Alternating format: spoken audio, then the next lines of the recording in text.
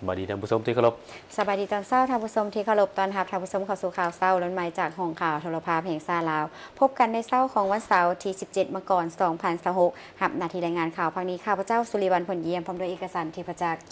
วันนี้พวกเขาก็มีหลายข่าวที่น่าสนใจมานำเสนอมาเริ่มที่วันที่ 16 มกราคมผ่านมาที่สำนักงานคณะผู้พันต่างประเทศศูนย์กลางพรรคท่านบุญเรือพันตนุวงศ์หัวหน้าคณะผู้พันต่างประเทศศูนย์กลางพรรคได้ต้อนรับการเข้าเยี่ยมอำลาของท่านนางแฮเธอร์วาเรราเอกอัครราชทูตแห่งสหรัฐอเมริกาประจำลาวท่านหัวหน้าคณะผู้พันต่างประเทศศูนย์กลางพรรคได้แสดงความสมเสยและตีราคาสูงต่อผลสำเร็จในการปฏิบัติหน้าที่การทูตอยู่ลาวตลอดระยะผ่านมาโดยได้ประกอบส่วนอย่างตั้งหน้าเขาในการสุขยู่และส่งเสริมการร่วมมือระหว่างสองประเทศลาวอเมริกาในหลายด้านเป็นต้นแมนการสุขยู่การแลกเปลี่ยนการเยี่ยมยามระหว่างคณะผู้แทนของสหรัฐอเมริกาและสาธารณรัฐประชาธิปไตยประชาชนลาวในหลายระดับและหลายแขนงรวมทั้งการจะตั้งปฏิบัติโครงการร่วมมือต่างๆเช่นเวียกงานปราบปรามยาเสพติดการบังคับใช้กฎหมายเวียกงานเก็บกู้ระเบิดบ่ทันแตกการร่วมมือด้านเศรษฐกิจการค้าการศึกษาสาธารณสุขโภชนาการวัฒนธรรมและเวียกงานอื่นๆพิเศษมันได้ประกอบส่วนเข้าในการเฉลิมฉลองครบรอบ70 ปีการสร้างตั้งสายผูกพันการทูตระหว่างลาวและอเมริกาการร่วมมือกันในโครงการขุดค้นกระดูกและสิ่งเศษเหลือของทหารอเมริกาที่หายสาบสูญในปางสงครามอยู่ลาวครบรอบ40 ปีในปี 2025 ผ่านมาท่านผู้ชมเนื่องในโอกาสเฉลิมฉลองวันสร้างตั้งสหพันธ์กรรมบาลลาวครบรอบ70 ปีที่จะมาถึงนี้สหพันธ์กรรมบาลลาวจัดหลายกิจกรรมฉลอง70 ปีอย่างยิ่งใหญ่เนื่องในโอกาสเฉลิมฉลองวันสร้างตั้งสหพันธ์กรรมบาลลาวครบรอบ70 ปี1 กุมภาพันธ์ 1956 หา 1 กุมภาพันธ์ 2026ท่านเลดไสยพรประธานคณะบริหารงานศูนย์กลางสหพันธ์กรรมบาลลาวได้แถลงข่าวต่อสื่อมวลชนเพื่อการเกี่ยมเฉลิมฉลองวันสำคัญดังกล่าวโดยท่านได้กล่าวว่าวันที่ 1 กุมภาพันธ์ 1956 ศูนย์กลางพรรคได้ตกลงสั่งตั้งสหพันธ์กรรมบาลลาวขึ้นซึ่งเป็นเหตุการณ์การเมืองที่มีความหมายประวัติศาสตร์สำคัญอันหนึ่งของชนชั้นกรรมกรและผู้ออกแรงงานลาวบรรดาเผ่าตลอดระยะ70 ปีผ่านมาพรรคได้มอบหมายภารกิจอันใหญ่หลวงให้สหพันธ์กรรมบาลลาวเฮ็ดหน้าที่ในการโฆษณาศึกษาโฮมการเมืองแนวคิดปลุกระดมคนขวยเตาโฮมความสามัคคีทั่วปวงชนทางชาติให้มีน้ำใจรักชาติมีความตื่นตัวปฏิบัติกำแน่นมูลเสื้อธาตุแท้และทัศนะของชนชั้นกรรมกรลาวอย่างแท้จริงเป็นตัวแทนแห่งการปกป้องสิทธิและผลประโยชน์อันชอบธรรมของสมาชิกกรรมบาลกรรมกรและผู้ออกแรงงานบรรดาเผ่ามาฮอดปัจจุบันการห่างหากะเกียมให้แก่การเฉลิมฉลองวันสร้างตั้งสหพันธ์กรรมบาลลาวครบรอบ70 ปีนั้นแม้นได้ออกแจ้งการถึงประธานคณะบริหารงานประธานคณะบริหารงานศูนย์กลางสหพันธ์กรรมบาลกระทรวงองค์การแขวงและนครหลวงเวียงจันทน์เรื่องการจัดตั้งการเฉลิมฉลองวันสร้างตั้งสหพันธ์กรรมบาลลาวครบรอบ70 ปีเพื่อเฮ็ดให้วันดังกล่าวได้จัดตั้งปฏิบัติและสอดคล้องกับสภาพเงื่อนไขตัวจริงของแต่ละภาคส่วนสอดคล้องกับความเป็นจริงในปัจจุบัน1ล่ะการจัดตั้งปฐกถาเราคืนมูลเสื้อประวัติศาสตร์ความเป็นมาการสร้างตั้งของสหพันธ์กรรมบาลลาวครบรอบ70 ปีนี่ให้กว้างขวางลึกซึ้งให้ทุกคนรับรู้เกี่ยวกับพระบทบาทสิทธิและหน้าที่และความหมายความสำคัญของการจัดตั้งกรรมบาลและความเป็นมาการประกอบส่วนต่อเวียกงานการปฏิบัติศาสตร์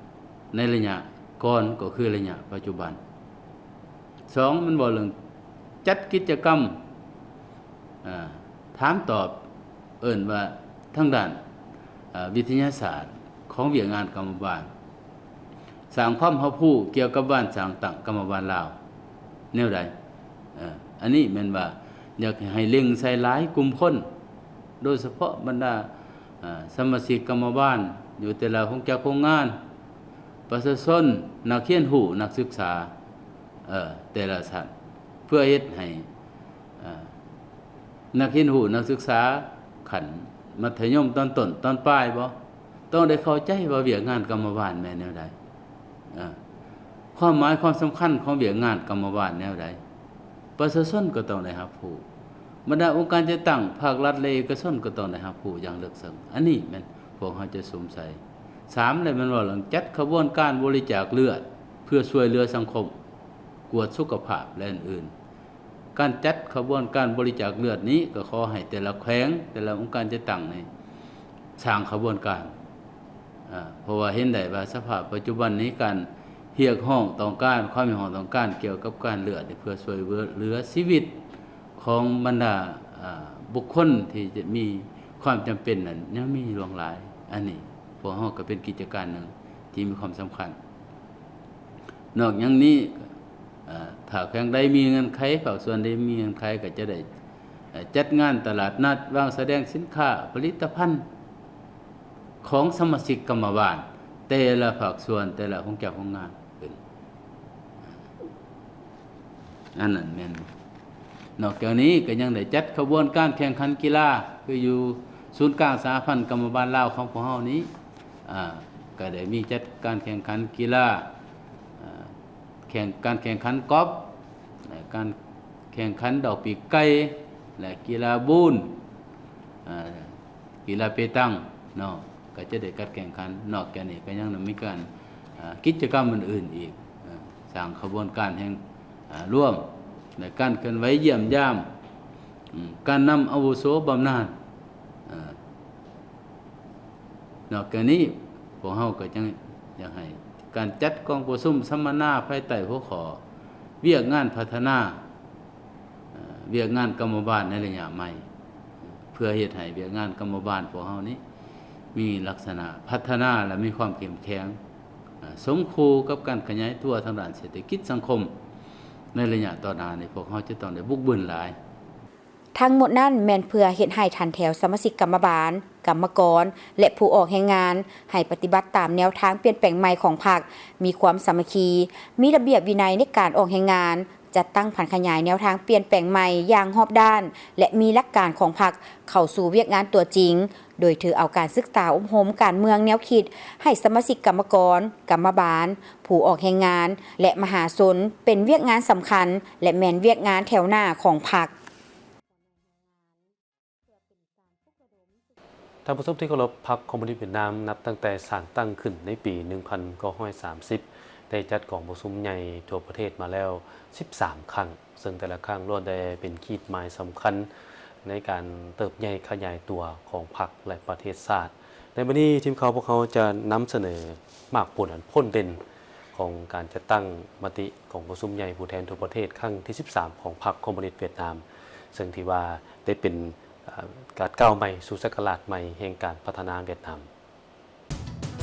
ในสภาพการโลกที่มีการผันแปรอย่างไววาและมีสิ่งท้าทายหลายพรรคคอมมิวนิสต์เวียดนามได้วางบรรดานโยบายยุทธศาสตร์ที่สำคัญเพื่อรับใช้การพัฒนาประเทศชาติโดยได้ตั้งหน้าในการจัดตั้งปฏิบัติมติของประชุมใหญ่ครั้งที่ 13 ของพรรคคอมมิวนิสต์เวียดนามได้รับผลสำเร็จอย่างน่าพึงพอใจ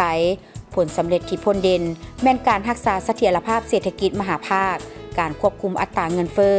หนี้สาธารณะและการขาดดุลงบประมาณได้อย่างมีประสิทธิภาพ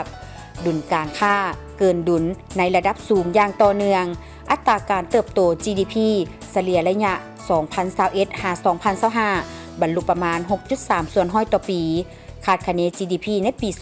2025 จะบรรลุได้หลายกว่า$510 ตื้อสหรัฐเพิ่มขึ้น 1.47 เท่าเทียบใส่ปี 2020 และรายรับเฉลี่ยต่อหัวคนประมาณ $5,000 สหรัฐเฮ็ดให้เวียดนามกลายเป็นประเทศที่มีรายรับเฉลี่ยสูงโครงสร้างเศรษฐกิจหันเปลี่ยนไป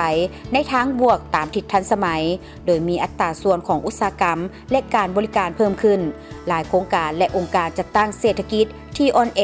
ได้รับการแก้ไขโครงสร้างพื้นฐานได้รับการลงทุนอย่างเป็นระบบการพัฒนาแขนงเศรษฐกิจเอกชนได้รับการสร้างเงื่อนไขให้มีการขยายตัวกลายเป็นกำลังขับเคลื่อนที่สำคัญของพื้นฐานเศรษฐกิจการพัฒนาวัฒนธรรมสังคมและทรัพยากรมนุษย์ก็ได้รับมากผลที่สำคัญและมีความก้าวหน้าหลายด้านชีวิตการเป็นอยู่ของประชาชนได้รับการยกสูงขึ้นอย่างต่อเนื่องการพัฒนาทรัพยากรมนุษย์ได้รับการเอาใจใส่ปฏิบัติอย่างแท้จริงดัชนีการพัฒนาทรัพยากรมนุษย์ HDI บรรลุ 0.766 เพิ่มขึ้น 14 อันดับนอนในกลุ่มอันดับสูงดัชนีความสุขทั่วโลกเพิ่มขึ้น 33 อันดับจัดอยู่อันดับที่ 46 ในจำนวน 143 ประเทศ การศึกษาได้รับการเปลี่ยนแปลงใหม่โดยพื้นฐานวิทยาศาสตร์เทคโนโลยีปัญญาประดิษฐ์และการหันเป็นดิจิตอลได้รับการสุกยู่อัตราความทุกข์ยากลดลงอย่างแข็งแรงจาก 4.4 ส่วนห้อยในปี 2021 มาเป็น 1.3 ส่วนห้อยในปี 2025 บรรลุคาดหมายบ่มีไผถูกทิ่มไว้ข้างหลังระบบสาธารณสุขได้รับการพัฒนาอย่างตั้งหน้าควบคุมพยาธิระบาดต่างๆได้อย่างมีประสิทธิภาพและเป็นเจ้าของเทคโนโลยีการแพทย์ที่ทันสมัยประกันภัยสุขภาพกวมเอา 95.2 ส่วนห้อยของพลเมืองและอายุยืนเฉลี่ยบรรลุ 74.8 ปีเวียดนามได้แสดงให้เห็นถึงความเข้มแข็งเอกราชอธิปไตยเอกภาพและพื้นแผ่นดินอันครบถ้วนของชาติได้รับการรักษาไว้อย่างมั่นคงภาคและรัฐได้สุ่มใส่การลงทุนก่อสร้างกองทัพประชาชนและป้องกันความสงบประชาชนให้มีลักษณะปฏิบัติเป็นแบบแผนทันสมัยและมีความชำนาญงานปฏิบัติแนวทางการต่างประเทศเอกราชเป็นเจ้าตนเองสันติภาพมิตรภาพการร่วมมือและการพัฒนาอย่างเสมอต้นเสมอปลายซึ่งได้ประกอบส่วนเข้าในการรักษาสภาพแวดล้อมแห่งสันติภาพและเปิดกว้างทาสนามแห่งการพัฒนาใหม่ให้แก่ประเทศชาติเวียกงานการก่อสร้างและปรับปรุงภาคและรัฐก็ได้บรรลุมากผลกฎระเบียบของภาคได้รับการปฏิบัติอย่างเข้มงวดการต้านการส่อราษฎร์บังหลวงการฟุ่มเฟือยและปรากฏการณ์ย่อท้อต่างๆได้รับการสุบยู่ด้วยความมุ่งมั่นทางด้านการเมืองที่สูงส่งโดยบ่มีเขตห้ามหรือข้อยกเว้นวิธีการนำพาและกำอำนาจของพรรคสืบต่อได้รับการเปลี่ยนแปลงใหม่ตามทิศวิทยาศาสตร์ประชาธิปไตยมีประสิทธิภาพและประสิทธิผลหลักแห่งกฎหมายสังคมนิยมเวียดนามของประชาชนโดยประชาชนและเพื่อประชาชนแม่นนับมีความเข้มงวดหอบด้านและกลมเกี่ยวกว่าเก่ากงจากการจัดตั้งของรัฐได้รับการจัดวางตามทิศกระทัดรัดเข้มแข็งมีสมรรถภาพและประสิทธิผลแต่ศูนย์กลางลงฮอดท้องถิ่นโดยเฉพาะแมนได้จัดตั้งอำนาจการปกครองขั้นศูนย์กลางและท้องถิ่น2ขั้นขั้นแขวงและขั้นท้องถิ่นตาแสงเป็นข้างทำอิฐซึ่งได้ลดพรหน่วยงานลงอย่างหลวงหลายมากผลเหล่านี้ได้ยั่งยืนถึงความเป็นเอกภาพความเห็นดีเห็นพร้อมและความมุ่งมั่นอันสูงส่งของทั่วภาคทั่วปวงชนและทั่วระบบการเมืองในการก่อสร้างพรรคคอมมิวนิสต์เวียดนามให้ปลอดภัยเข้มแข็งซึ่งได้รับการสนับสนุนและตีราคาสูงจากพนักงานสมาชิกพรรคและประชาชนนี่คือภาพรวมของความสำเร็จที่เวียดนามได้บรรลุภายใต้การนำพาของพรรคคอมมิวนิสต์และในระหว่างวันที่19-25 มังกร 2026 นี้พรรคคอมมิวนิสต์เวียดนามจะได้ดำเนินกองประชุมใหญ่ผู้แทนทั่วประเทศครั้งที่ 14 กองประชุมใหญ่ครั้งนี้บ่เพียงแต่เป็นการสรุปเส้นทางการพัฒนา 5 ปีผ่านมากำหนดเป้าหมายและหน้าที่ 5 ปีต่อหน้าเท่านั้นแต่ยังกำหนดแนวคิดยุทธศาสตร์วิสัยทัศน์และทิศทางการพัฒนาประเทศชาติจนถึงกลางศตวรรษที่21รายละเอียดติดตามได้จากรายงานกองประชุมใหญ่ผู้แทนทั่วประเทศครั้งที่ 14 ของพรรคคอมมิวนิสต์เวียดนามจะไขขึ้นอย่างเป็นทางการในวันที่ 19-25 มังกร 2026 ในหัวข้อภายใต้ธงชัยอันสง่าราศีของพรรคสุมทุกกำลังกายกำลังใจปฏิบัติบรรดาเป้าหมายพัฒนาประเทศชาติจนถึงปี 2030 ให้สำเร็จผลเป็นเจ้าตนเองทางด้านยุทธศาสตร์กลุ่มตนเองมั่นใจก้าวขึ้นอย่างแข็งแรงในศักราชแห่งการบืนตัวขึ้นของชาติเพื่อสันติภาพเอกราชประชาธิปไตยหังมีเข้มแข็งสีวิไลและความผาสุกก้าวขึ้นสู่ลัทธิสังคมนิยมอย่างนักแน่นหัวข้อนี้แสดงให้เห็นถึงความเป็นเอกภาพทางด้านแนวคิดและการกระทำสุกยูความเสื่อมั่นยั่งยืนท่าแท้ภูมิปัญญาของพรรคและความเข้มแข็งทั่วชาติพร้อมทั้งมีความหมายสำคัญต่อการกำหนดทิศทางการพัฒนาของเวียดนามในระยะใหม่กองประชุมครั้งนี้เป็นบาทเก้าบุกทะลุและเป็นขีดหมายพิเศษที่สำคัญในเส้นทางการพัฒนาประเทศชาติไขขึ้นในช่วงเวลาที่เวียดนามกำลังมานะพยายามปฏิบัติบรรดาคาดหมายแนวทางหน้าที่ได้กำหนดไว้ในมติกองประชุมใหญ่ครั้งที่ 13 ให้มีไซพิเศษกองประชุมครั้งนี้ยังติดพันกับการสรุป 40 ปีแห่งการดำเนินภารกิจเปลี่ยนแปลงใหม่และเฉลิมฉลอง 96 ปีแห่งวันสร้างตั้งพรรคคอมมิวนิสต์เวียดนาม 3 กุมภาพันธ์ 1930 53 กุมภาพันธ์ 2026 พร้อมทั้งให้เห็นถึงการเต้าโฮมกำลังและทิศทางของประเทศชาติในการสืบต่อสุขอยู่ภารกิจเปลี่ยนแปลงใหม่อย่างรอบด้านโดยมีเป้าหมายสูงสุดแม่นการปฏิบัติคาดหมายพัฒนาประเทศชาติให้มีไซฮอบปี 2030 เมื่อพรรคคอมมิวนิสต์เวียดนามครบรอบ100 ปีแห่งการสร้างตั้ง 1930 หา 2030 และก้าวไปถึงการหันวิสัยทัศน์ฮอดปี 2045 ให้ปรากฏผลเป็นจริงซึ่งเป็นการเฉลิมฉลอง100 ปีแห่งการสร้างตั้งประเทศสาธารณรัฐสังคมนิยมเวียดนาม 1945 หา 2045 กองประชุมใหญ่ผู้แทนทั่วประเทศครั้งที่ 14 ของพรรคคอมมิวนิสต์เวียดนามยังได้วางทิศทางจุดสุมหน้าที่จุดสุมและบัตรก้าวเดินในหน้าที่โดยจุดหมายหลักการแม่นรักษาสภาพแวดล้อมแห่งสันติภาพเสถียรภาพให้มั่นคงพัฒนาประเทศชาติให้ไวและยืนยงพร้อมทั้งปกปักรักษาประเทศชาติให้มั่นคงทะนงแกนนอกจากนี้ยังเน้นหนักถึงการปรับปรุงและยกสูงชีวิตการเป็นอยู่ของประชาชนให้รอบด้านกลุ่มตนเองทางด้านยุทธศาสตร์เพิ่งตนเองสร้างความเข้มแข็งด้วยตนเองก้าวขึ้นอย่างแข็งแรงในศตวรรษใหม่ของชาติเป้าหมายฮอดปี 2030 แม่นการกลายเป็นประเทศที่กำลังพัฒนาที่มีอุตสาหกรรมทันสมัยมีรายรับเฉลี่ยสูงและหันวิสัยทัศน์ฮอดปี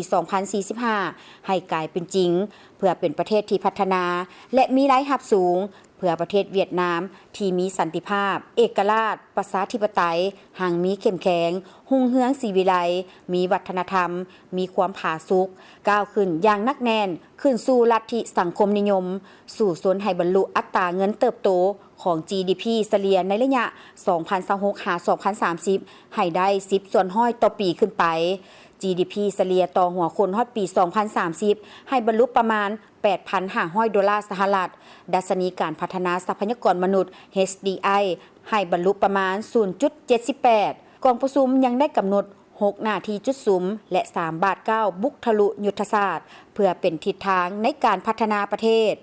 กองประชุมใหญ่ผู้แทนทั่วประเทศครั้งที่ 14 นี้เป็นจุดตัดสินต่ออนาคตการพัฒนาของเวียดนามโดยมีแนวทางที่ชัดเจนและเป้าหมายสู่การเป็นประเทศที่พัฒนาและมีรายรับสูงภายในปี 2045 พร้อมทั้งรักษาคุณค่าสังคมนิยมไว้อย่างนักแน่นมาต่อที่สภาการค้าและอุตสาหกรรมแห่งชาติลาวจะนำเอาเนื้อในจิตใจมติของประชุมใหญ่ผู้แทนทั่วประเทศครั้งที่ 12 ของพรรคประชาชนปฏิบัติลาวไปจัดตั้งปฏิบัติผันขยายแต่หัวทีเพื่อกระตุ้นการพัฒนาเวียกงานการแข่งการค้าในระยะใหม่ให้ไปตามแผนนโยบายที่ได้กำหนดไว้ท่านวันทองสิทธิกุลรองประธานสภาการค้าและอุตสาหกรรมแห่งชาติได้เป็นตัวแทนให้สภาการค้าและอุตสาหกรรมแห่งชาติที่ได้เข้าร่วมกองประชุมใหญ่ผู้แทนทั่วประเทศครั้งที่ 12 ของพรรคประชาชนปฏิวัติลาวว่ามีความภาคภูมิใจและเป็นเกียรติอย่างยิ่งที่ได้เข้าร่วมกองประชุมผู้แทนทั่วประเทศครั้งที่ 12 ของพรรคประชาชนปฏิวัติลาวซึ่งเป็นกองประชุมครั้งประวัติศาสตร์ที่สำคัญในชีวิตการเมืองของพรรคประชาชนปฏิวัติลาวก็คือของทั่วพรรคและทั่วปวงชนลาวทั้งชาติโดยบรรดาเนื้อในจิตใจและมติของประชุมใหญ่ครั้งนี้จะกลายเป็นจุดเปลี่ยนที่สำคัญในการกำหนดแนวทางนโยบายของพรรคในระยะยาวนับแต่นี้ฮอดปี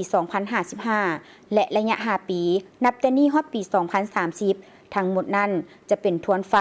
เยื้องทางอันใส่แจ้งให้ทั่วภาคและทั่วปวงชนลาวบรรดาเผ่าเพื่อปฏิบัติ2หน้าที่ยุทธศาสตร์คือปกปักรักษาและสร้างสรรค์พัฒนาประเทศชาติของพวกเขาให้เจริญทางมีและเข้มแข็งตลอดระยะที่ผ่านมานี้5 ปีผ่านมานี้ทางภาคธุรกิจของพวกเขาก็ได้เอาใจใส่เป็นอย่างยิ่งในการจัดตั้งปฏิบัติมติครั้งที่ 11 ของศูนย์กลางภาคโดยเฉพาะแม่นการพัฒนาวิสาหกิจการพัฒนาผู้ประกอบการก็คือของเขตธุรกิจต่างๆในทั่วประเทศนี้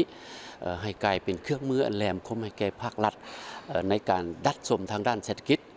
โดยเฉพาะเป็นการเน้นการผลิตภายในเพื่อทดแทนการนำเข้าด้านต่างๆโดยเฉพาะเป็นทางด้านอุตสาหกรรมปรุงแต่งทางด้านเกษตรกรรมปลูกฝังและเลี้ยงสัตว์อันด้านตั้งหน้าที่เกิดขึ้นใน5 ปีที่ผ่านมานี้ของภาคธุรกิจนี่เป็นทางด้านโลจิสติกและการขนส่งก็ได้มีการพัฒนาขึ้นอย่างต่อเนื่องให้มีการอำนวยความสะดวกในการจัดส่งสินค้าและบริการขนส่งสินค้าอยู่ภายในและต่างประเทศได้ดีขึ้นและนอกจากนั้นก็เป็นทางด้านพลังงานและแร่ธาตุ ก็ได้มีการพัฒนาไปตามแนวทางนโยบายของพรรคและรัฐบาลซึ่งพิเศษเป็นว่าภาคธุรกิจพวกเราได้เอาใจใส่ทางด้านการพัฒนาแห่งชาตินี้เป็นว่าเน้นให้มีการปรุงแต่งอยู่ภายในให้หลายขึ้น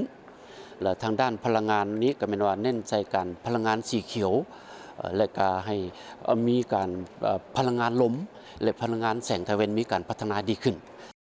ภายหลังสำเร็จกองประชุมใหญ่ครั้งนี้สภาการค้าและอุตสาหกรรมแห่งชาติลาวจะนำเอาเนื้อในจิตใจมติกองประชุมไปจัดตั้งพันขยายให้แทศเหมาะกับสภาพจุดพิเศษและหน้าที่การเมืองของแขนงการค้าการลงทุนตามแนวทางนโยบายของภาครัฐในระยะใหม่โดยเฉพาะแม่นคงเขตเวียกงานของตนเองรับผิดชอบเพื่อเฮ็ดให้ประเทศชาติมีเสถียรภาพทางด้านการเมืองเฮ็ดให้การค้ามีความมั่นคงเฮ็ดให้ประชาชนดำรงชีวิตและมีเงื่อนไขทำมาหากินอย่างสะดวกสบายภาคธุรกิจพวกเรานี้จะต้องได้สืบต่อปฏิรูปตนเองโดยเฉพาะรัฐวิสาหกิจแม้ว่าต้องเน้นหนักการปฏิรูปให้มีความโปร่งใสตรวจสอบได้ให้เป็นกรรมธุรกิจข้อหอยที่ว่าจะช่วยพัฒนาเป็นเครื่องมืออันแหลมคมให้แก่เศรษฐกิจแห่งชาติแล้ววันนี้ผู้ประกอบการทางด้านเอกชนก็จะต้องได้เอาใจใส่ปิ่นอ้อมซึ่งกันและกันเป็นเศรษฐกิจต้องโซ่สนับสนุนช่วยเหลือซึ่งกันและกันเน้นนักเกี่ยวกับการสร้างเศรษฐกิจเป็นเอกราชและเป็นเจ้าตนเองซึ่งว่าได้เน้นหนักที่สุดซึ่งปัจจุบันนี้ทางภาคธุรกิจพวกเราก็จะได้เอาแนวทางตัวนี้ไปจัดตั้งพันขยายซึ่งว่าแนวทางสอจนี่ก็ได้มีการจัดตั้งพันขยายมาแต่เบื้องต้นได้แล้วบนว่าอิงตามกองทุนตัวนี้เป็นการจะต่อยอดเศรษฐกิจสอจซึ่งว่าเฮ็ดได้ทั้งวิสาหกิจในทั่วประเทศนี้ใน5 ปีข้างหน้านี้มันจะต้องเอาใจใส่เรื่องการหันเป็นดิจิตอลเป็นเศรษฐกิจดิจิตอลซึ่งว่าทางรัฐได้มอบหมายให้ภาคธุรกิจพวกเราเอาใจใส่ในนักตัวนี้และนอกนั้นก็เป็นพัฒนาเศรษฐกิจขนาดน้อยและขนาดกลางให้ขยายตัวขึ้นหลายเท่าตัวอันนี้เป็นว่าเป้าหมายที่ว่าพวกเราจะเอาแนวทางตัวนี้ไปพันขยายต่อและนอกจากนี้ก็เป็นว่าเรื่องการพัฒนาผู้ประกอบการนี้จะได้พัฒนาให้มันมีสีสันแบบใหม่ขึ้นอีกในโอกาสที่ทานรองประธานสภาการค้าและอุตสาหกรรมแห่งชาติลาวได้แสดงความขอบใจอวยพรให้บรรดาการนำพรรครัฐและผู้แทนกองประชุมใหญ่ตลอดถึงพนักงานสมาชิกพรรคในทั่วประเทศเว้ารวมเว้าเฉพาะในทั่วแขนงการค้าจงมีสุขภาพเข้มแข็งเพื่อพร้อมการจัดตั้งปฏิบัติมติกองประชุมใหญ่ผู้แทนทั่วประเทศครั้งที่12ของพรรคให้ปรากฏผลเป็นจริงตามระดับคาดหมายที่วางไว้มาต่อที่ได้มอบเครื่องนุ่งห่มให้แก่เด็กน้อยที่ขาดเขินอยู่4 บ้านของเมืองบางเวียงและ2 บ้านอยู่แขวงหลวงพระบางสมาคมหัวมือพัฒนาวัยหนุ่มลาวจีนร่วมกับบรรดาองค์การการกุศลจากสาธารณรัฐประชาชนจีนได้นำเอาเครื่องนุ่งห่มที่ได้ร่วมกันระดมนำไปแจกจ่ายให้เด็กน้อยและประชาชนที่ขาดเขินหลายกว่า 5,000 คนอยู่4 บ้านของเมืองบางเวียงแขวงเวียงจันทน์และ2 บ้านอยู่แขวงหลวงพระบางและเขตอื่นๆโดยการร่วมมือกับคณะบริหารงานศูนย์กลางชาวหนุ่มประชาชนปฏิบัติลาวเสื้อผ้าที่นำไปแจกจ่ายให้เด็กน้อยและประชาชนครั้งนี้จัดขึ้นภายใต้โครงการบริจาคเสื้อผ้า1 ล้านชุดอยู่สปป.ลาวซึ่งสร้างความประทับใจดีใจเต็มไปด้วยรอยยิ้มและความสุขของเด็กน้อยและประชาชนที่ได้รับเครื่องในครั้งนี้เป็นการประกอบส่วนสำคัญที่ให้ประชาชนที่อยู่เขตห่างไกลซอกหลีกในระยะฤดูหนาวได้มีเครื่องนุ่งห่มที่อบอุ่นหลีกเลี่ยงการเจ็บเป็นในระยะฤดูหนาวโดยเฉพาะการเป็นหวัดเป็นไอและเป็นพยาธิอื่นๆทั้งเป็นการประกอบส่วนหัดแน่นสายพัวพันหัวมือรอบด้านระหว่าง2 ประเทศลาวจีนจีนลาวก็คือสมาคมหัวมือพัฒนาวัยหนุ่มลาวจีนบรรดาองค์การการกุศลจากจีนและคณะบริหารงานศูนย์กลางสาวหนุ่มประชาชนปฏิบัติลาวให้ได้รับการพัฒนาขึ้นไปเรื่อยๆและสืบต่อให้การสุขยู่สนับสนุนจัดกิจกรรมช่วยเหลือสังคมอยู่ลาวในอนาคตเติมอีกท่านี้ก็เพื่อแนใส่สุขยู่ส่งเสริมปรับปรุงชีวิตการเป็นอยู่ของประชาชนที่อยู่เขตห่างไกลซอกหลีกของเราให้มีชีวิตการเป็นอยู่ที่ดีขึ้นคณะกรรมการคุ้มครองภัยพิบัติขั้นแขวงได้มอบผ้าห่มให้แก่4 บ้านของเมืองไซบัวทองแขวงคำมวนเพื่อแก้ไขผลกระทบจากภัยหนาวบ้านน้าหลวงเมืองไซบัวทองแขวงคำมวนได้รับผ้าห่มช่วยเหลือจากคณะกรรมการคุ้มครองภัยพิบัติขั้นแขวงให้แก่ครอบครัวทุกข์ยากจำนวนทั้งหมด4 ครอบครัวใน4 บ้านของเมืองไซบัวทองประกอบมีบ้านน้าหลวง ต่อเฮือผาสองและบ้านนากระด้อมโดยมีทานแก้วอุดรบุตรสิงคอนประธานคณะกรรมการคุ้มครองภัยพิบัติแขวงคำมวนทานจันทวงศ์แสนอามาตย์มุนตรีรองประธานกรรมาธิการต่างประเทศกรรมการอนุกรรมการเลือกตั้งระดับชาติพร้อมด้วยการนำของแขวงทานแก้วอุดรบุตรสิงคอนได้มีคำเห็นว่าด้วยความเป็นห่วงเป็นใยของการนำภาครัฐที่มีต่อพ่อแม่ประชาชนการนำของแขวงก็คือคณะกรรมการคุ้มครองภัยพิบัติขั้นแขวงได้ค้นคว้าปลุกระดมและนำเอาเครื่องช่วยเหลือประเภทผ้าห่มและเครื่องบริโภคจำนวนหนึ่งมามอบให้แก่พ่อแม่ประชาชนโดยเฉพาะครอบครัวที่มีความยุ่งยากทางด้านเศรษฐกิจเพื่อเป็นการบรรเทาทุกข์ต่อผลกระทบจากภัยหนาวพร้อมนี้ก็เรียกร้องมายังพ่อแม่ประชาชนจงได้พร้อมการสุมใส่ทางด้านการผลิตเพิ่มขึ้นเพื่อแก้ไขชีวิตการเป็นอยู่และกลายเป็นสินค้าสร้างความอยู่ดีกินดีภายในครอบครัวและเวียกสำคัญอีกอย่างหนึ่งก็แม่นวาระของการเลือกตั้งสมาชิกสภาแห่งชาติสุดที่10และสมาชิกสภาประชาชนขันแขวงสุดที่5ให้พ่อแม่ประชาชนสุขอยู่ลูกหลานผู้มีสิทธิ์ปอนบัตรเลือกตั้งมาใช้สิทธิ์ของตนอย่างครบถ้วนรับประกันให้ได้4คาดหมายใหญ่ให้ได้ห้อยส่วนห้อยก็คือรับประกันให้ผู้มีสิทธิ์มาใช้สิทธิ์ของตนปอนบัตรเลือกตั้งอย่างครบถ้วนรับประกันการใช้สิทธิ์อย่างถูกต้องรับประกันความสงบความปลอดภัยรับประกันความโปร่งใสและยุติธรรมไปต่อที่เมืองโขงเล็งสกัดกั้นการระบาดของพยาธิปากเปื่อยลงเล็บในงัวในระหว่างวันที่2ธันวาคม2025หาวันที่12มกราคม2026ได้มีรายงานการระบาดของพยาธิปากเปื่อยลงเล็บในหลายบ้านของเมืองโขงแขวงจำปาสักซึ่งส่งผลกระทบต่อสัตว์เลี้ยงโดยเฉพาะแม่นงัวของพ่อแม่ประชาชนเป็นจำนวนหลายดังนั้นในวันที่15มกราคมผ่านมาท่านพรไซวิรายะวงศาหัวหน้ากลุ่มเวียกสัตวแพทย์จากแขนงเลี้ยงสัตว์และการประมงแผนกกสิกรรมและสิ่งแวดล้อมของแขวงพร้อมโดยวิชาการได้ลงเคลื่อนไหวซักยาป้องกันพยาธิอยู่กลุ่มหาดทรายคูนและกลุ่มกระดันในนี้มีบ้านหาดทรายคูน3ข้างเวิร์นขาวเพียงดีสนละเวียงและบ้านขีนาคโอกาสนี้ทานพรไซวิริยาวงศาได้รายงานในฮู้ว่าอิงตามการรายงานตัวเลขสัตว์ติดเชื้อเป็นต้นเป็นกลุ่มโสดพบสัตว์ติดเชื้อทั้งหมด 2,542 ตัวคืออยู่บ้านนาสงเปื่อยนี่610ตัวบ้านโสด 1,320 ตัวและบ้านนาป่าเกียบ612ตัวในนี้มีสัตว์ตาย212ตัวและส่วนที่เหลือแม้นได้รับการปิ่นปัวจนเซาเป็นปกติส่วนกลุ่มกระดันนี่พบสัตว์ติดเชื้อทั้งหมด347ตัวบ้านเซตสวรรค์73ตัวบ้านแสนโฮม56ตัวบ้านทาม่วง137ตัวบ้านเซตเต่าเล็ก47ตัวและบ้านนากระสัง34ตัวมีสัตว์ตาย14ตัวปัจจุบันแม่นกำลังสืบต่อปิ่นปัวอย่างใกล้ชิดพวกเขายังมีข่าวท้องถิ่นอีกจำนวนหนึ่งที่น่าสนใจมานำเสนอกงคุณใหญ่แห่งสาธารณรัฐสังคมนิยมเวียดนามประจำนครปากเซได้แถลงข่าวเกี่ยวกับกองประชุมใหญ่ผู้แทนทั่วประเทศครั้งที่14ของพรรคคอมมิวนิสต์เวียดนามจะจัดขึ้นระหว่างวันที่19หาวันที่25มกราคมนี้อยู่นครหลวงฮานอยโดยมีฐานสมบูรณ์เฮืองวงศา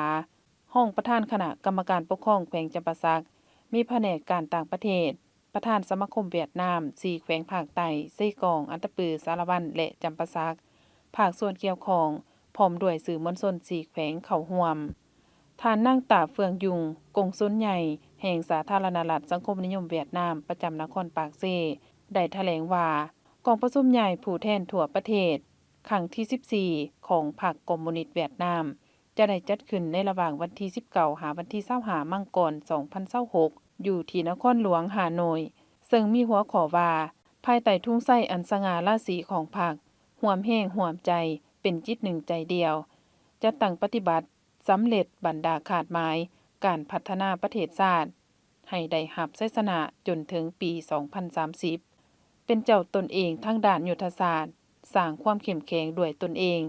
มีความเสื่อมั่นก้าวขึ้นอย่างเข้มแข็งในศักราชแห่งการบืนตัวบุกทะลุของชาติเพื่อสันติภาพเอกราชประชาธิปไตยความห่างมีเข้มแข็งหุ่งเฮืองศรีวิไลมีความผาสุกและบาทกล่าวที่มั่นคงสู่สังคมนิยมกองประชุมใหญ่ผู้แทนทั่วประเทศครั้งที่14ของพรรคคอมมิวนิสต์เวียดนามเป็นจุดเปลี่ยนเป็นขีดหมายที่สำคัญพิเศษในเส้นทาง แห่งการพัฒนาประเทศชาตินี่แม่นโอกาสของกองประชุมใหญ่ในการสรุปตีราคาคืน40 ปีนับตั้งแต่เริ่มต้นของกระบวนการปฏิรูปขณะเดียวกันกองประชุมใหญ่ก็จะทบทวนคืนการจัดตั้งปฏิบัติมติกองประชุมใหญ่ผู้แทนทั่วประเทศครั้งที่13เกี่ยวกับตัดสินใจกำหนดเป้าหมายทิศทางและหน้าที่สำหรับ5 ปี10 ปีต่อหน้าและวิสัยทัศน์ฮอดปี 2045 กองประชุมคาดว่าจะมีการตัดสินใจที่ถูกต้องและเด็ดขาดเพื่อสู่อยู่ประเทศให้ก้าวไปข้างหน้าในยุคใหม่กองประชุมใหญ่ผู้แทนทั่วประเทศครั้งที่ 14 ของพรรคคอมมิวนิสต์เวียดนามจะมีผู้แทนเข้าร่วมทั้งหมด 1,586 สหายซึ่งเป็นตัวแทนของสมาชิกพรรคหลายกว่า5 ล้านสหายมาฮอดปัจจุบันกองประชุมใหญ่ได้รับการกะเกี่ยมอย่างละเอียดรับประกันความสงบสุขความปลอดภัยและการปฏิบัติถูกต้องตามระเบียบของพรรคได้มีพิธีประดับเรียนการระลึก50 ปีวันสถาปนาสาธารณรัฐประชาธิปไตยประชาชนลาวที่แขวงจำปาสักให้เกียรติเป็นประธานของทานค่ำนิรวงศ์กรรมการพรรคแขวงหัวหน้าแผนกกิจกรรมและสิ่งแวดล้อมแขวงมีทานสุริวงศ์ไสยวงศ์คณะพรรคหากฐานผู้อำนวยการวิทยาลัยกิจกรรมและป่าไม้จำปาสักมีคณะพรรคหากฐานคณะหน่วยพรรคพนักงานอาวุโสบำนาญคณะอำนวยการและครูอาจารย์วิทยาลัยกิจกรรมและป่าไม้จำปาสักเข้าร่วมในพิธีทานสุริวงศ์ไสยวงศ์คณะพรรคหากฐานผู้อำนวยการวิทยาลัยกิจกรรมและป่าไม้จำปาสักได้รายงานในหูโดยสังเขปเกี่ยวกับสภาพที่ต่างและภาระบทบาทการนำพาจัดตั้งปฏิบัติเวียกงานแต่ละด้านของวิทยาลัยอย่างมีผลสำเร็จจากนั้นก็ได้ผ่านข้อตกลงว่าด้วยการอนุมัติให้พนักงานราชการรับอุดหนุนบำนาญก็คืออนุมัติให้ทานนางแสงวิรัตทิพรักษารับอุดหนุนบำนาญรวมอายุเกษียณ58 ปีอายุการ40 ปีอนุมัติให้ทานนางเยาวภาวันหมื่นกิตติลาภรับอุดหนุนบำนาญรวมอายุเกษียณ60 ปีอายุการ38 ปีอนุมัติให้ทานนางสำลีทองศรีดามณีวงศ์รับอุดหนุนบำนาญรวมอายุเกษียณ59 ปีอายุการ38 ปีผ่านข้อตกลงว่าด้วยการอนุมัติให้พนักงานราชการรับอุดหนุนเทื่อเดียวคืออนุมัติให้ทานสมปองผาสุกรับอุดหนุนเทื่อเดียวรวมอายุเกษียณ36 ปีอายุการ8 ปีโอกาสนี้ก็มีการมอบรับเหรียญระลึก50 ปีตามข้อตกลงว่าด้วยการอนุมัติให้พนักงานราชการที่ประจำการและพนักงานบำนาญของวิทยาลัยกิจกรรมและป่าไม้จำปาสักรับเหรียญการระลึก50 ปีวันสถาปนาสาธารณรัฐประชาธิปไตยประชาชนลาวจำนวน42 ฐานยิง17 ฐานในพิธีอันมีความหมายสำคัญทานค่ำนิรวงศ์กรรมการพรรคแขวงหัวหน้าแผนกกิจกรรมและสิ่งแวดล้อมแขวงก็ได้มีคำเห็นโอลมซึ่งทานได้ส้มเสยและขอบใจผลงานอันทุ่มเทของครูอาจารย์และพนักงานที่ได้ประกอบส่วนอย่างต่อเนื่องในการพัฒนาเวียกการศึกษากิจกรรมและป่าไม้ของแขวงพร้อมทั้งอวยพรให้พนักงานที่รับอุดหนุนบำนาญมีสุขภาพแข็งแรงและดำรงชีวิตอย่างมีความสุขไปต่อที่การนำคันสูงแขวงขมวนได้ลงมอบเครื่องช่วยเหลือบรรเทาทุกข์ให้ครอบครัวที่ถูกอัคคีภัยหลังคาเรือนอยู่เมืองหนองบกในวันที่13 มังกร 2026ท่านวันไสพองสวรรค์เลขาคณะบริหารงานพรรคแขวงขมวนพร้อมด้วยการนำคันสูงของแขวงเคลื่อนไหวมอบเครื่องช่วยเหลือครอบครัวผู้ถูกผลกระทบจากอัคคีภัยอยู่บ้านสะดือเมืองหนองบกการเคลื่อนไหวครั้งนี้ก็เพื่อมอบเครื่องช่วยเหลือและเป็นการเบิ่งแยงทางด้านวัตถุและจิตใจแสดงความเป็นห่วงเป็นใยชีวิตการเป็นอยู่ของพ่อแม่ประชาชนที่ถูกผลกระทบจากนั้นก็ได้รับฟังการรายงานย่อจากนายบ้านสะดือเกี่ยวกับเหตุการณ์อัคคีภัยดังกล่าวแม่นได้เกิดขึ้นในเวลา 14:20 น.ของวันที่8 มังกร 2026ได้เกิดภัยใหม่เฮือนของประชาชนในจำนวน5ครอบครัวคือครอบครัวนางกมมลีครอบครัวนางดวงจันทร์ครอบครัวนางดอนครอบครัวนางหมอนและครอบครัวนางฤทธิ์ผลเสียหายทั้งหมดในจำนวน5ครอบครัวมีคำ2 สลึงรถไถนาย่างตาม3 คันรถจักร5 คันข้าวเปลือก108 กระสอบจักรเหือห่าง3 เครื่อง จักรตัดหญ้า2เครื่องตู้เย็น2หน่วยและปุ๋ยเคมีจำนวน6กระสอบรวมมูลค่าผลเสียหายทั้งหมด1ตื้อกว่ากีบจากนั้นก็ได้จัดพิธีมอบเครื่องช่วยเหลือให้ครอบครัวที่ถูกผลกระทบซึ่งประกอบมีเครื่องอุปโภคบริโภคเครื่องใช้ในครัวเรือนรวมเป็นเงินจำนวน73ล้านกว่ากีบพร้อมนี้ก็ได้มอบเงินสดให้ครอบครัวผู้ถูกผลกระทบจากอัคคีภัยซึ่งรวมทั้งหมด5ครอบครัวซึ่งมอบให้ครอบครัวละ20ล้านกีบรวมมูลค่าทั้งหมดได้มามอบในครั้งนี้100กว่าล้านกีบมอบโดยท่านวันไสพงษ์สวรรค์เลขาคณะบริหารงานพรรคแขวงขมวนพร้อมคณะกองประชุมเผยแพร่นิติกรรมใต้กฎหมายเวียกงานคุ้มครองเขตสงวนทางหลวงและคุ้มครองการปลูกสร้างแขนงโยธาธิการและขนส่งแขวงบริคำไซ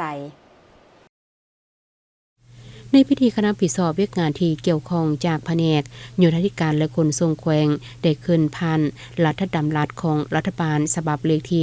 185ว่าโดยเขตสงวนของทางหลวงและข้อตกลงของรัฐมนตรีกระทรวงโยธาธิการและขนส่งกรมเคหะและผังเมืองว่าด้วยการคุ้มครองการปลูกสร้างให้กับบรรดาผู้เข้าร่วมได้รับทราบจุดประสงค์ในการจัดกองประชุมครั้งนี้ก็เพื่อเป็นการสร้างความรับรู้เข้าใจเพิ่มเติมแก่บรรดาคณะอนุกรรมการที่รับผิดชอบเวียกงานที่เกี่ยวข้องในด้านต่างๆที่ติดพันกับเวียกงานที่เกี่ยวข้องในการกำหนดหลักการระเบียบการและมาตรการเกี่ยวกับการคุ้มครองติดตามกฎกาเขตสงวนของทางหลวงเพื่อบ่ให้บุคคลนิติบุคคลและการจัดตั้งครอบครองทำลายโครงประกอบสิ่งประกอบและสิ่งป้องกันความปลอดภัยของทางหลวงหรือก็สร้างใดหนึ่งในเขตสงวนของทางหลวงโดยบ่ได้รับอนุญาตทางนี้ก็เพื่อแนใส่เหตุให้เวียกงานคุ้มครองเขตสงวนมีประสิทธิภาพประสิทธิผลและปกปักรักษาสิ่งแวดล้อมพร้อมทั้งรับประกันการจราจรมีความสะดวกปลอดภัยว่องไวมีความสวยงามเป็นระเบียบเรียบร้อยมีเอกลักษณ์กลมกลืนกับสภาพแวดล้อมอ้อมข้างและถูกต้องตามแผนผังเมืองพร้อมนี้ในกองประชุมบรรดาแขกที่เข้าร่วมยังได้ผลัดเปลี่ยนกันประกอบคำคิดคำเห็นพร้อมทางเสนอปัญหาบางด้านเพื่อรับฟังการอธิบายชี้แจงจากคณะประธานและคณะรับผิดชอบเวียกงานที่เกี่ยวข้องทั้งนี้ก็เพื่อแนใส่เหตุให้การจัดตั้งปฏิบัติเวียกงานคุ้มครองขอบเขตสงวนทางหลวงและการคุ้มครองการปลูกสร้างภายในเมืองได้รับการจัดตั้งปฏิบัติถูกต้องสอดคล้องมีความเป็นเอกภาพและหันเข้าสู่ดำรัสและนิติกรรมใต้กฎหมายที่ขั้นถึงบ่องออกเทื่อละกาวมาต่อที่เมืองปางอู่แขวงหลวงเขาบางได้เสริมซึมเอกสารการเกี่ยมเลือกตั้งสมาชิกสภาแห่งชาติสุดที่10และสมาชิกสภาประชาชนสุดที่5พิธีทานคำคองผมปัญญาให้เกียรติเสริมซึมเอกสารซึ่งเอกสารที่นำมาเสริมซึมในครั้งนี้ประกอบมี4เอกสารคือเอกสารเสริมซึมพันขยายมติกรมการเมืองศูนย์กลางภาคเกี่ยวกับการเพิ่มทวีการนำภาษีนำขององค์คณะภาคทุกขั้นต่อกับการเลือกตั้งสมาชิกสภาแห่งชาติสุดที่10และสภาประชาชนแขวงสุดที่5เอกสารเพิ่มทวีการนำพาแนวคิดเสริมขยายสิทธิประชาธิปไตยของประชาชนลาวบรรดาเผ่าเพื่อการเลือกตั้งสมาชิกสภาแห่งชาติสุดที่10และสภาประชาชนคันแขวงสุดที่5เอกสารกำแนนเนื้อหาของกฎหมายว่าด้วยการเลือกตั้งสมาชิกสภาแห่งชาติและสภาประชาชนคันแขวงเพื่อการเลือกตั้งสมาชิกสภาแห่งชาติสุดที่10และสภาประชาชนคันแขวงสุดที่5เอกสารเสื่อมซึมและจัดตั้งปฏิบัติแผนดำเนินงานของคณะกรรมการเลือกตั้งระดับชาติเพื่อการเลือกตั้งสมาชิกสภาแห่งชาติสุดที่10และสภาประชาชนคันแขวงสุดที่5โอกาสนี้ท่านยังได้เน้นและเรียกร้องมายังคณะกรรมการเลือกตั้งต้องได้เป็นเจ้าการเอาใจใส่ปฏิบัติตามแจ้งการของแขวงได้กำหนดจงพร้อมกันกะเกี่ยมจัดตั้งปฏิบัติลงเก็บกรรมข้อมูลให้ได้ละเอียดพร้อมกันนั้นก็ต้องได้เอาใจใส่ด้านความสงบและปรากฏการณ์ย่อท้อต่างๆที่เกิดขึ้นต้องได้ริบฮ้อนแก้ไขและกำหนดเป้าหมายเพื่อสกัดกั้นให้มีความสงบและเป็นระเบียบเรียบร้อยโดยพื้นฐานเพื่อรับประกันการป้อนบัตรเลือกตั้งสมาชิกสภาแห่งชาติสุดที่10และสภาประชาชนคันแขวงสุดที่5ให้มีผลสำเร็จท่านผู้ชมนักศึกษาสายครูประถมจากมหาวิทยาลัยแห่งชาติจินจูสาธารณรัฐเกาหลีจัดกิจกรรมร่วมกับโรงเรียนประถม4แห่งในนครหลวงพะบาง การปฏิบัติกิจกรรมของนักศึกษาสายครูประถมปีที่ 2 จากมหาวิทยาลัยแห่งชาติจินจูสาธารณรัฐเกาหลีจำนวน 18 น้องหญิง 15 น้องในนั้นมีอาจารย์นำพาจำนวน 2 ทานหญิง 1 ทาน ที่ปรึกษาจำนวน 2 ทานหญิง 1 ทาน และที่ปรึกษาจากผู้อำนวยการโรงเรียนประถมการทดลองสอนของนักศึกษาเกาหลีที่โรงเรียนประถม4แห่งคือประถมสาธิตประถมขั้วที่ 1ประถมอภัยและประถมสีทานให้เกียรติเป็นคณะประธานของการจัดกิจกรรมในครั้งนี้ทานปริญญาเอกอนุสิทธิ์มโนสารผู้อำนวยการวิทยาลัยครูนพบางและทานศาสตราจารย์หันยองแลผู้จัดการโครงการผู้อำนวยการโรงเรียนประถมโนซานสาธารณรัฐเกาหลีทานศาสตราจารย์ทักเอลจูและผู้ประสานงานโครงการท่านนางขั้นทิพย์สภาพรกิจกรรมได้เริ่มจัดขึ้นอย่างเป็นทางการในครั้งวันที่20ธันวาคม2025ผ่านมากิจกรรมทั้งหมดที่ได้ปฏิบัติแม่นได้กำหนดในบทบันทึกความเข้าใจ MOU ของทั้งสองฝ่ายเพื่อเป็นการแลกเปลี่ยนประสบการณ์ทางด้านวิชาการก็คือการสอนในนั้นนักศึกษาได้ทดลองสอน3 สายวิชาคือวิชาวิทยาศาสตร์วิชาคณิตศาสตร์และวิชาคณิตศาสตร์คอมพิวเตอร์การดำเนินทดลองสอนใช้เวลา4อาทิตย์โรงเรียนละอาทิตย์1อาทิตย์การสิสอนของนักศึกษาแม่นเน้นผู้เรียนเป็นใจกลางและปฏิบัติกิจกรรมตัวจริง90%ของการสิสอนซึ่งการลงเฮ็ดกิจกรรมในครั้งนี้แม่นเฮ็ดให้นักเรียนมีความสนใจ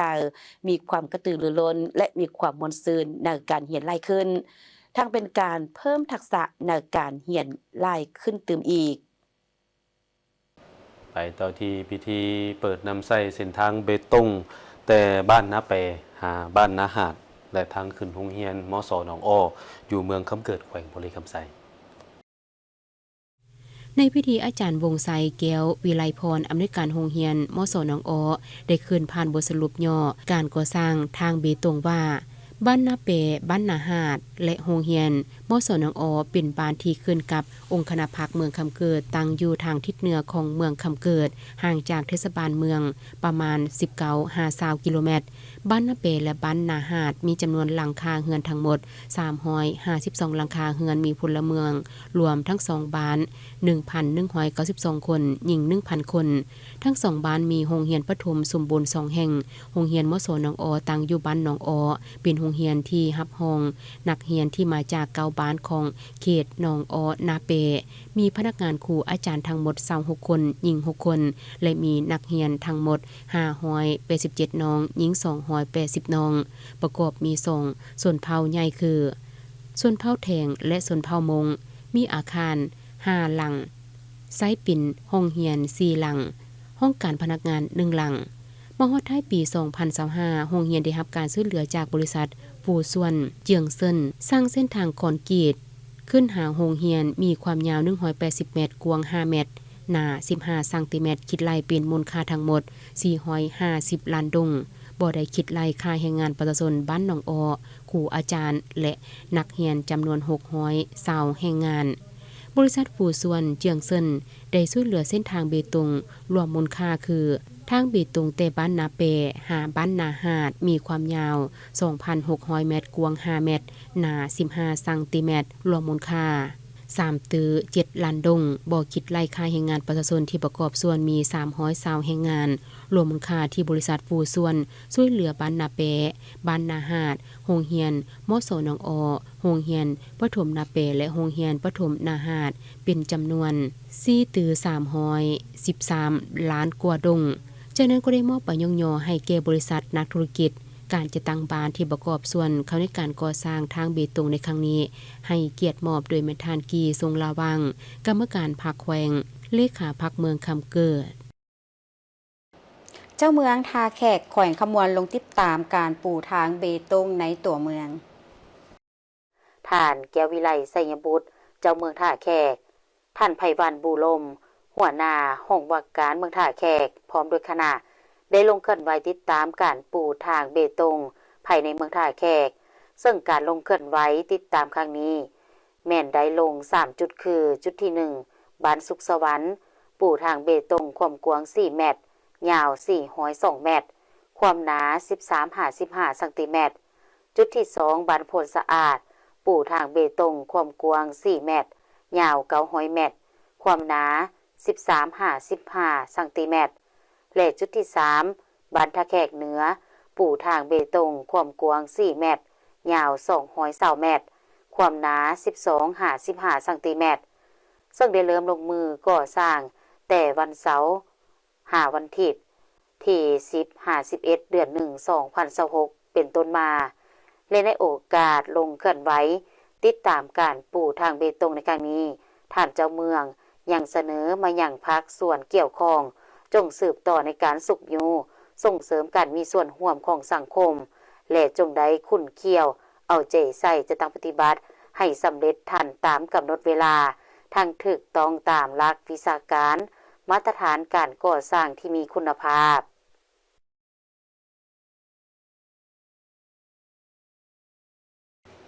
ประชาชนบ้านห้วยแฮเมืองสุขุมมาแขวงจำปาสักได้สืบต่อก่อสร้างเส้นทางเบตงชุมชนระยะที่2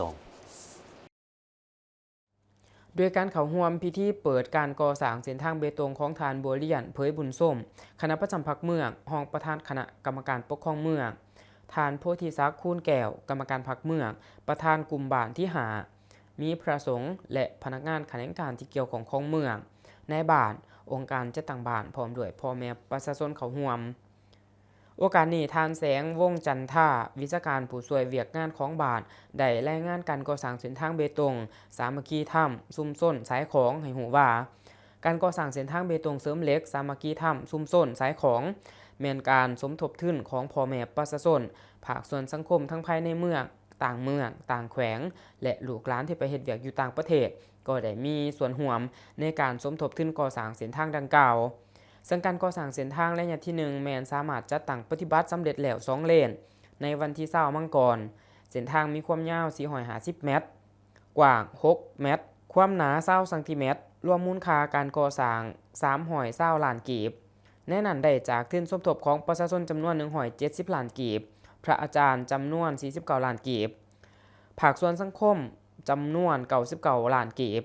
นอกจากนี้ยังได้สืบต่อก่อสร้างเส้นทางที่ยังบ่ทันสำเร็จระยะที่2ต้นปี2026ดังนั้นองค์การปกครองจึงได้จัดกองประชุมปรึกษาหารือโดยมีองค์การปกครองบ้านเฒ่าแก่แนวโฮมบ้านพ่อแม่ประชาชนร่วมจิตร่วมใจกันเข้าในการก่อสร้างเส้นทางดังกล่าวซึ่งในการกำหนดเอาจุดก่อสร้างเริ่มแต่จุดขัวขามบ้านห้วยเหล็กไปหาชายแดนบ้านห้วยเงินเมืองจำปาสักมีความยาว130เมตรความกว้าง5เมตรความหนา18เซนติเมตร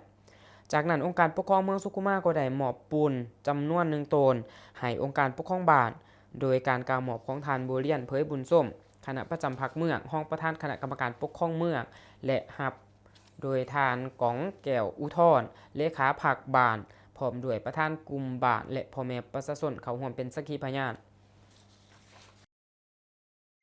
องค์การอาสาสมัครญี่ปุ่นประจำสาธารณรัฐประชาธิปไตยประชาชนลาวจัดสุดฝึกอบรมด้านกฎหมายให้เมืองกะลึมและเมืองดักจึงแขวงซีกองโดยการเข้าร่วมของทานหุ่มพันธ์แสงจันทองผู้ประสานงานโครงการอนุรักษ์ทรัพยากรธรรมชาติและค้ำประกันการดำรงชีวิตแบบยืนยงในแขวงซีกองทั้งเป็นผู้ต่างหน้าองค์การ JVC มีครูฝึกจากกลุ่มแลกเปลี่ยนข้อมูลเรื่องที่ดินเข้าร่วมท่านหุ่มพันธ์แสงจันทองกล่าวว่าการฝึกอบรมครั้งนี้แม้นเป็นการยกระดับความรู้ความสามารถให้แก่พนักงานจากภาคส่วนเกี่ยวข้อง